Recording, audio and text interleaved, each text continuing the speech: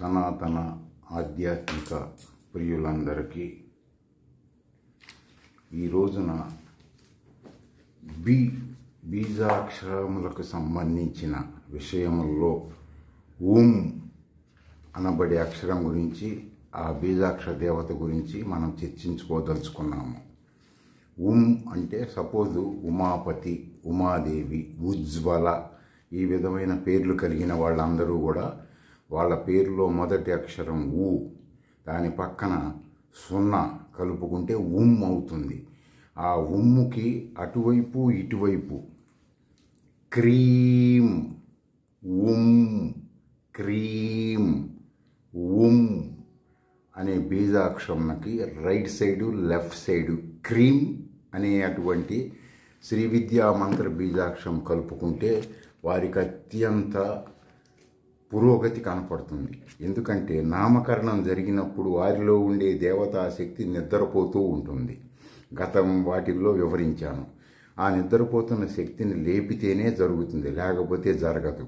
ఈ మంత్రం చేస్తున్న వాళ్ళు ఆ వైబ్రేషన్స్ గుర్తించాలన్నా, ఆయురారోగ్యాలతో ఉండాలి అంటే నేల ఉసిరి బయట షాపుల్లో అమ్ముతుంటారు, తెల్ల గలిజేరు ఇది అమ్ముతుంటారు. రెండూ కలిపి 3 గ్రాములని పెరుగులో కలుపుకొని ఉదయం సాయంత్రం తినాలి. ఈ విధంగా చేస్తుంటే 40 రోజుల్లో వాళ్ళకి ఆ మంత్రంలో ఉండే పవర్ యాక్టివేషన్ అవుతుంది. ఈ మంత్రం చేసేటువంటి వాళ్ళందరూ గుర్తుపెట్టుకోవాల్సింది, ఉమ్ అనబడే ఊ పక్కన అనేకమైన పేర్లు ఉంటాయి.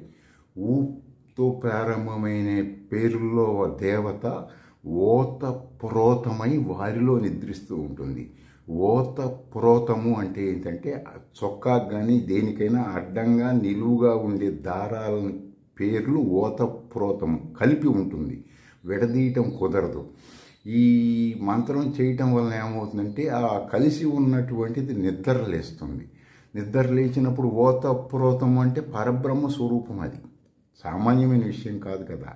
అయితే ప్రారంభంలో 1 రోజు 2 రోజులకే జరగదు ఇదంతా. ఇది కనీసం 1 నెల రోజులైనా సరే మీరు క్రోమ్, ఉమ్, క్రోమ్ ఈ విధంగా మీరు ఏ పని చేస్తున్నా మనసులో చేసుకుంటూ ఉండండి. అతి త్వరలో మీకు మార్పు వస్తుంది. ఏం మార్పు వస్తుందంటే మీ హిప్పో క్యాంపస్ అని మీ తలలో ఉంటుంది. ఆ చిప్పులు అవుట్ పుట్టింగ్ చాలా సూపర్గా తీసుకుంటాయి.